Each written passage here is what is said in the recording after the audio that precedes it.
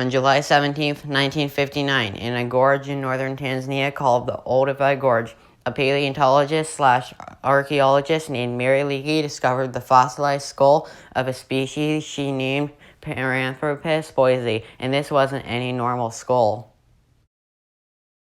Indeed, that was a special skull that they found. This was the oldest human skull ever found to date, and it dates to be 1.75 million years old, and is the oldest skull ever found. And that is where my history of Tanzania began. Around 35,000 years ago, when some of the Kando-Harangi cave paintings were made, they show scientists animals, some of which still have living descendants today, and others are now extinct. They give a great insight into what was happening for the people living in what's now Tanzania at this age. If I ever do more history videos for countries in Africa, this event will come back. Around 2,000 years ago, the Great Bantu Migration occurred, which was when a native group in Africa known as the Bantu migrated from Central Africa to Southern Africa, including what's now Tanzania. There they stayed and later became the dominant people group. By the 600s, the Bantu had already become the main people group in what's now Tanzania, and there are also records of the Bantu trading with the Arabs. To make it easier for the two to understand, the Bantus and Arabs came up with a language together, which is now known as Swahili, which is about 1/2 Bantu and 1/2 Arabic. The Arabs will be back. In 957, a Persian prince sailed to an island off Tanzania known as Kilwa and began the Kilwa Sultanate, which is why Islam is a large religion in Tanzania today. In 1277, in the aforementioned Kilwa Sultanate, that Persian prince's family was replaced by an Arab one. The Kilwa Sultanate would later be pestered by one of history's most notorious explorers. In 1502, an armada which was led by the now infamous Portuguese explorer Vasco da Gama had invaded the Kilwa Sultanate. After a few days, it was taken by the Portuguese, who built a fort to keep an eye on the locals, but this was not to last.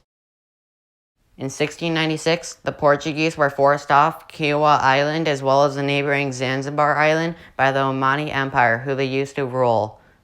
The Omani Empire is now modern-day Oman, located in the Middle East.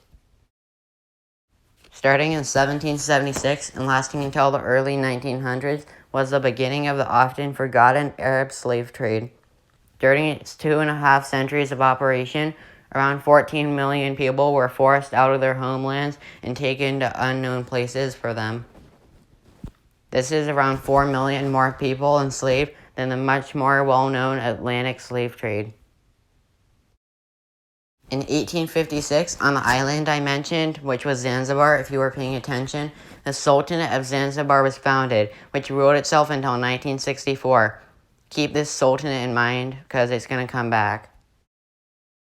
In 1885, mainland Tanzania, or what's now Tanzania, was integrated into the newly formed German East Africa until 1914. Here comes the craziest and most ridiculous part of this history video. On August 27, 1896, back in the Sultanate of Zanzibar, occurred one of the most bizarre events in human history. After the pro-British Sultan of Zanzibar, Sultan Hamad bin Turani, suddenly died, and it was replaced by an anti-British Sultan named Sultan Hamad bin Mohammed, the British were nervous. At 9 o'clock on August 27, 1896, the Sultan refused to comply with the British's ultimatum, which included him to leave the island. After this, the British were annoyed and started firing at the palace at Zanzibar, which began the Anglo-Zanzibari War. The British had 5 ships and had 1,000 men, and the Sultan had 100 men and one decaying fishing ship. Who do you think would win? After 38 minutes, after it started, the Sultan surrendered, making the Anglo-Zanzibari War the shortest war in history at 38 minutes. In 1922, the British created the Tanganyika territory, which included what's now mainland Tanzania, as well as Burundi, Rwanda, and the Sultanate of Zanzibar. This lasted until 1964.